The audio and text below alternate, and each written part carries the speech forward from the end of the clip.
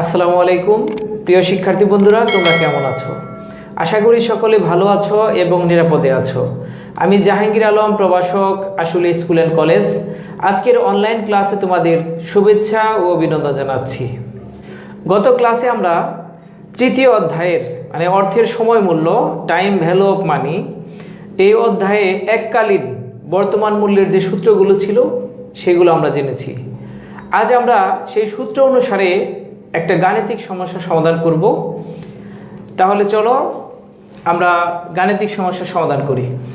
তাহলে এখানে বলা হয়েছে মিস্টার পপু একজন চাকরিজীবী। তিনি 5 বছর পর শহরের নিকটবর্তী এলাকায় 10 লক্ষ টাকা ব্যয়ে একটি জমি কেনার উদ্দেশ্যে বর্তমানে এককালীন কিছু অর্থ ব্যাংকে জমা রাখতে চান।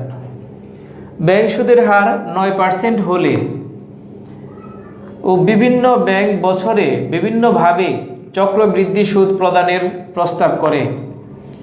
তাই তিনি জানতে চান বর্তমানে ব্যাংকে তাকে কত টাকা জমা রাখতে হবে যদি ক বার্ষিক চক্রবৃদ্ধি সুদ প্রদান করা হয়। তাহলে প্রথমে আমাদের বুঝতে হবে এখানে চক্রবৃদ্ধির কথা বলা হয়েছে, আর এখানেও চাওয়া হয়েছে বার্ষিক চক্রবৃদ্ধি। তাহলে আমাদের চক্রবৃদ্ধির সূত্র ব্যবহার করতে হবে। তবে গত ক্লাসে আমি বলেছিলাম যদি বার্ষিক চক্রবৃদ্ধির কথা উল্লেখ থাকে তাহলে আমাদের বার্ষিক চক্রবৃদ্ধির সূত্র ব্যবহার করা যাবে না, কারণ বার্ষিক চক্রবৃদ্ধি থাকলে আমরা জানি এম এর মান 1 হয়। 1 গুণ করলেও যা, না গুণ করলেও তাই, একই। তাহলে সেক্ষেত্রে আমরা কোন সূত্র ব্যবহার করব? সরল সুদের যে সূত্রটা ছিল সেটা আমরা ব্যবহার করব। তাহলে আমরা সূত্রটা লিখে এখানে চাওয়া হয়েছে কি বর্তমানে ব্যাংকে কত টাকা জমা রাখতে হবে। বর্তমানে কত টাকা জমা রাখতে হবে? বর্তমানে হলো প্রেজেন্ট ভ্যালু। আমরা তাহলে বের করব প্রেজেন্ট ভ্যালু। সরল মুনাফার যে সূত্র, সেখানে যে প্রেজেন্ট ভ্যালু ছিল যে সূত্রটা সেটা আমরা এখন লিখব। তাহলে বর্তমান মূল্য লেখা হলো PV equal F V divided 1 plus I to the power N. এটা হলো সূত্র। এখন আমরা এই সূত্র অনুসারে যে তথ্যগুলো এখান থেকে আমরা কালেক্ট করতে পারি, যেমন দেখো ভবিষ্যৎ মূল্য আমাদের এখানে এফ বি আছে। এফ বি মানে হলো ফিউচার ভ্যালু, মানে ভবিষ্যৎ মূল্য। এখানে কত টাকা দেওয়া আছে? এখানে দেওয়া আছে হলো 10 লক্ষ টাকা। এটা আমরা লিখলাম। এরপরে সুদের হার, এই যে আমরা জানি আয় মানে হলো রেট অফ ইন্টারেস্ট, মানে সুদের হার। সুদের হার এখানে বলা হয়েছে ব্যাংক সুদের হার কত পার্সেন্ট? 9%-এর কথা বলা হয়েছে। এখানে আমরা 9% লিখছি। আর 9%কে আমরা কি করব? একটু ভেঙে লিখব। ভেঙে কিভাবে লিখব? 9%ই আমরা লিখব না, 9কে 100 দিয়ে ভাগ করে আমরা এইভাবে লিখব, ভেঙে লিখব। এরপর এখানে এন দেওয়া আছে। এন দিয়ে মানে সময় বোঝানো হয় বা মেয়াদ বোঝানো হয়। তাহলে মেয়াদ হলো 5 বছর। 5 বছর কই থেকে আসলো? এই যে এখানে লেখা আছে 5 বছর, এখান থেকে 5 বছর আসলো। এখন দেখো মান বসিয়ে দেওয়া হলো। ফিউচার ভ্যালু কত টাকা? এখানে আমরা পাইছি হলো 10 লক্ষ টাকা। এরপর 1 ঠিকই থাকবে, মানে 1 ঠিক থাকবে, প্লাস প্লাস আই হচ্ছে রেট অফ ইন্টারেস্ট। কত পার্সেন্ট আছে এখানে? 0.09। এটা লিখতে হবে। আর সময় দেওয়া আছে কত বছর? 5 বছর। তাহলে এটাকে যদি আমরা ক্যালকুলেশন করি তাহলে কত হয়? 6,49,931.37 টাকা। তাহলে এখানে আমরা বের করলাম হলো বার্ষিক চক্রবৃদ্ধির ক্ষেত্রে কত টাকা, সেটা আমরা বের করলাম। আমাদের একটা বিষয় মনে রাখতে হবে যে গত ক্লাসে আমরা দেখেছিলাম এককালীন অর্থের বর্তমান মূল্য ও ভবিষ্যৎ মূল্য নির্ণয়ের সূত্রগুলো দেখেছিলাম।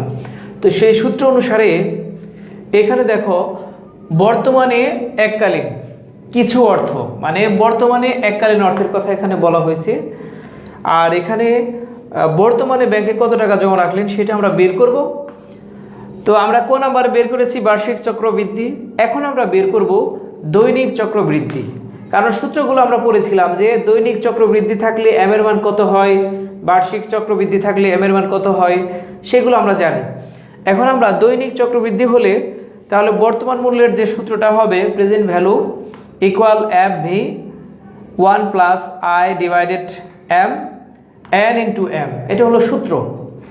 এখন যদি আমরা মান বসে দিই, এখানে ভবিষ্যৎ মূল্য একই থাকবে, এখানে যে 10 লক্ষ ছিল এটা ঠিকই থাকবে, আর সুদের হার মানে রেট অফ ইন্টারেস্ট কত আছে 9%। আমরা যেটা জানি ব্যাংক সুদের হার হলো 9%, আগেরটা ঠিকই থাকবে। 9%কে ভেঙে লিখলে এভাবে হবে। আর মেয়াদ হলো এন ইকুয়াল হলো কত, এই যেখানে আছে 5 বছর, এটা ঠিকই থাকবে। এখানে নতুন করে আসবে হলো এম এর মান। এম এর মানটা কেন আসবে, কারণ হলো দৈনিক চক্রবৃদ্ধি। তোমাদের আমি বলেছিলাম গত ক্লাসে যে দৈনিক চক্রবৃদ্ধি বলা থাকলে এম এর মান কত হবে 365। তাহলে এম এর মান এখানে দেওয়া হলো, এখন আমাদের মান বসাতে হবে। তাহলে ফিউচার ভ্যালু কত আছে, এখানে 10 লক্ষ টাকা দেওয়া হলো, 1 আছে, মানে যেহেতু আমরা বাংলায় লিখছি 1 লিখতে হবে, এরপরে প্লাস লিখতে হবে, এরপরে আয়ের মান কত 0.09, এটা উপরে লিখতে হবে, আর এম এর মানটা নিচে লিখতে হবে। এম এর মান কত 365, নিচে লেখা হলো। এরপরে এন ইন্টু এম, এন এর মান হলো 5, এই যে 5 লেখা হলো, আর এম এর মান হলো 365 হবে। এখানে 365 আছে, এখানেও তাই লিখতে হবে। এখন যদি এটা আমরা ক্যালকুলেশন করি তাহলে মান বের হবে 6,37,169.54 টাকা। এটা হবে আমাদের উত্তর। তাহলে এটা ক্যালকুলেশন করতে হবে আমাদের সায়েন্টিফিক ক্যালকুলেটর দিয়ে, তাহলে এটা কিন্তু সহজে বের হয়ে যাবে। তাহলে আমাদের দৈনিক চক্রবৃদ্ধির যে সুদ, মানে সুদের ক্ষেত্রে যে মানে মূল্যটা বা যে টাকাটা বের হয় সেটা আমাদের বের হয়ে গেল। তাহলে এভাবে আমাদের বের করতে হবে দৈনিক চক্রবৃদ্ধির ক্ষেত্রে। খ নম্বরে আমরা জেনেছি যে দৈনিক চক্রবৃদ্ধি। এখন আমরা জানব সাপ্তাহিক চক্রবৃদ্ধি, এটা আমরা বের করব। এই তথ্যগুলো দিয়ে আমরা বের করব। তাহলে বর্তমান মূল্যের সূত্র একই রকম থাকবে, চক্রবৃদ্ধির যে সূত্র সেটা ঠিকই থাকবে। তাহলে ভবিষ্যৎ মূল্য এখানে ঠিকই থাকবে, সুদের হার ঠিকই থাকবে, মেয়াদ ঠিকই থাকবে, এম এর মানটা পরিবর্তন হবে। এখন আমরা সামনে যেগুলো করব শুধু এম এর মান পরিবর্তন হবে। আমরা জানি যে দৈনিক চক্রবৃদ্ধির ক্ষেত্রে আমরা এম এর মান কত লিখেছিলাম 365। এখন আমরা এখানে দেখতেছি যে সাপ্তাহিক চক্রবৃদ্ধি, এর কারণে এম এর মান 52 লিখতে হবে, এটা লিখতে হবে। এখন আমরা যদি মান বসে দেই ফিউচার ভ্যালু, তাহলে এখানে কত পাওয়া গেছে, এখানে আছে হলো 10 লক্ষ, এখানে লেখা হলো, এখানে 1 মানে 1 ঠিকই থাকবে, প্লাস প্লাস আয়ের মান হলো 0.09, এম এর মান হলো কত এখানে 52, আগে লিখেছিলাম 365, এখন হলো 52। এরপর এখানে এন ইন্টু এম, এন এর মান হলো কত 5, আর এম এর মান হলো কত 52, এটা লেখা হলো। এখন এটাকে যদি ক্যালকুলেশন করি তাহলে 6,37,838.09 টাকা পাওয়া যাবে। তাহলে এটা আমরা সাপ্তাহিক চক্রবৃদ্ধির ক্ষেত্রে যে বর্তমান মূল্য সেটা আমরা বের করলাম। তাহলে এভাবে যদি পরীক্ষার মধ্যে তোমাদের এই তথ্যগুলো পরিবর্তন করে দেওয়া হয়, যেমন এখানে 6 বছর যদি থাকে বা 10 বছর যদি থাকে, এখানে যদি 20 লক্ষ টাকা থাকে, আর সুদের হার ব্যাংক সুদের হার যদি এখানে 11% থাকে, তাহলে যদি বর্তমান মূল্য বের করতে বলে তাহলে কি করতে হবে, সূত্র একই রকম থাকবে, শুধু সংখ্যাগুলো পরিবর্তন হবে। এখন আমরা জানব পাক্ষিক চক্রবৃদ্ধি, ফোর্থ নাইটলি কম্পাউন্ডিং। আমরা জেনেছিলাম সেই সময় এম এর মান বের হয়েছিল 24। এখন আমরা কি করব, তথ্যগুলো একই রকম থাকবে, শুধু এম এর মানটা পরিবর্তন হবে। তাহলে ফিউচার ভ্যালু 10 লক্ষ টাকা এখানে ঠিকই থাকবে, 1 মানে 1 লিখতে হবে, প্লাস প্লাস আই মানে রেট অফ ইন্টারেস্ট কত আছে 0.09, এটা ঠিকই থাকবে, আর এম এর মান কত এখানে পাওয়া গেছে 24 পাওয়া গেছে, এটা লেখা হলো। এন ঠিকই থাকবে, এম এর মান হলো 24। এখন এটাকে ক্যালকুলেশন করা হলে 6,38,100 কত 64.94 টাকা এটা পাওয়া যাবে। তাহলে আমরা কি বের করলাম, পাক্ষিক চক্রবৃদ্ধির ক্ষেত্রে যদি বর্তমান মূল্য বের করতে বলে তাহলে এম এর মানটা হবে 24, এবং সূত্র একই থাকবে। চক্রবৃদ্ধির যে সূত্র মানে এককালীন বর্তমান মূল্যের ক্ষেত্রে, বর্তমান এককালীন অর্থের ক্ষেত্রে যে সূত্র, চক্রবৃদ্ধির যে সূত্র সেটা ঠিকই থাকবে, শুধু এম এর মানটা পরিবর্তন, আর কোনো পরিবর্তন এখানে নেই। এখন আমরা জানব মাসিক চক্রবৃদ্ধি, মান্থলি কম্পাউন্ডিং। গত ক্লাসে আমরা বের করেছিলাম এম এর মান, কিভাবে বের করতে হয় বিস্তারিত সেখানে দেওয়া আছে। প্রথম মানে ক্লাসে এই টাইম ভ্যালু অফ মানির যে চ্যাপ্টার, এখানে এম এর মান কীভাবে বের করতে হয় গত ক্লাসে ডিটেইলস মানে বলা আছে। তোমরা এই অঙ্কগুলো দেখার আগে তোমরা ওই সূত্রগুলো আগে দেখবে, বা এম এর মানটা কীভাবে বের করতে হয় এটা আগে দেখবে। তাহলে এখানে মাসিক চক্রবৃদ্ধি বা মান্থলি কম্পাউন্ডিং বলা হয়েছে। তাহলে আমরা কি করব, তাহলে এম এর মানটা কত হবে, 12 হবে। সব তথ্যগুলো ঠিকই থাকবে, শুধু এম এর মানটা কত হবে, 12 হবে। আর 12টা কীভাবে বের হলো গত ক্লাসে সেটা বোঝানো হয়েছে। তারপরে আমি একটু বলি, এখানে যেহেতু মাসিক চক্রবৃদ্ধি বলা হয়েছে, আমরা জানি 12 মাসে হলো 1 বছর। 12 মাসকে মাসিক চক্রবৃদ্ধি বলছে, মানে 1 মাস দিয়ে ভাগ করব। মাসিক মানে হলো 1 মাস, 1 মাস দিয়ে যদি ভাগ করি তাহলে কত হবে, 12 হবে। তাহলে এই কারণে এম এর মান হলো 12। এরপর মান বসে দিতে হবে, ফিউচার ভ্যালু 10 লক্ষ টাকা ঠিকই থাকবে। এখানে 1 মানে 1 ঠিকই থাকবে, প্লাস প্লাস আয়ের মান ঠিকই থাকবে 0.09, এটা ঠিকই থাকবে। এম এর মানটা কত হবে, তাহলে 12 হবে, যে 12 দেওয়া হলো। এন এর মান কত, 5 ঠিকই থাকবে, গুণ হচ্ছে এম এর মান হলো 12, এই যে এখানে 12 দেওয়া হলো। এখন এটাকে যদি ক্যালকুলেশন করা হয় কত হবে, 6,38,699.71 টাকা, এটা হবে আমাদের অ্যান্সার। দ্বিমাসিক চক্রবৃদ্ধি এটা আমরা কীভাবে বের করব, তাহলে আগে আমাদের এম এর মানটা বের করতে হবে। তাহলে এম এর মান কত হবে, এখানে 6 হবে। এম এর মানটা কত হবে, 6। আর 6টা কীভাবে বের করতে হবে, দ্বিমাসিক 2 মাসের কথা বলা হয়েছে। তাহলে আমরা কীভাবে বের করব এটাকে, 12 মাসকে কত দিয়ে ভাগ করব, 12 মাসে আমরা জানি 1 বছর হয়, 12 মাসকে আমরা 2 মাস দিয়ে ভাগ করব, তাহলে কত হবে, 6 হবে। তাহলে এম এর মান কত হলো, 6। এখন আমাদের মান বসে দিতে হবে, ফিউচার ভ্যালু এইখানে যত টাকা আছে এটা ঠিকই থাকবে, 1 লিখতে হবে, প্লাস প্লাস আয়ের মান কত, 0.09 ঠিকই থাকবে। এম এর মান কত হলো, 6 দিতে হবে।